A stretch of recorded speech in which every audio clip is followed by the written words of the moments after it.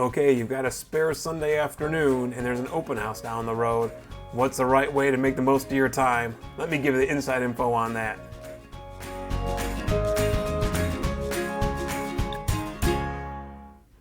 In my line of work, I get to spend a lot of Saturdays and Sundays hanging around other people's houses.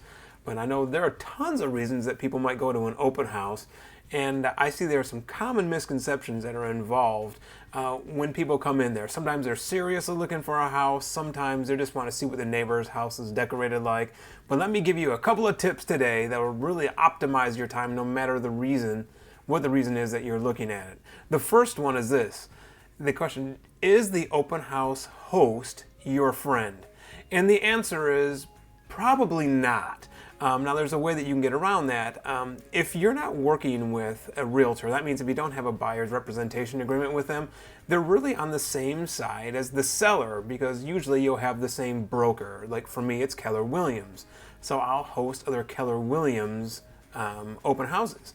So when that happens, then we're on the same side as the seller. So any information that you give to that person, that can be shared freely with the other person. Now, it's easy to fix that, actually, to make that person completely on your side.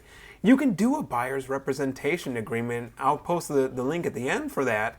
Just for one day. You can say, hey, before I tell you anything, let's just sign a buyer's rep real quick. People get nervous about it, but you can sign it for one day in one property. So just that. So that's a good way around it. Then they can give you all the information about the house and everything will be confidential that you say. So just be aware of that. Now, a second thing that people think when they come in is that they have to call the person who's on the sign out front. And I really suggest that's maybe not the best way to do it because that is the listing agent. That's the person who has a listing agreement with them, which says they are only working for the seller. So they'll do whatever it takes to get the most money, obviously within legal bounds and ethical bounds, but to get the most money for the seller. So they're not on your side at all, especially at the beginning. Now they may refer you out to someone else, but just know that that person is not on your side. If you have a question on that one, if you're in North Texas, just give me a call and I'll be happy to give the information on it. And the third one is people think this is a really good way to find a home, and I'll tell you what, it's a great way to spend a Saturday afternoon or a Sunday afternoon if you're just looking at it.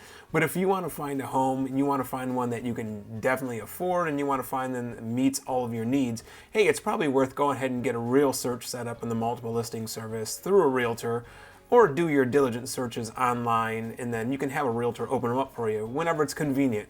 Hey, but I hope this has been helpful for you. Hey, if you like what you get there, if this information's been helpful to you, hit that subscribe button. Comment down below if anything else you want covered. Hey, but that's your inside information, and I'll talk to you soon.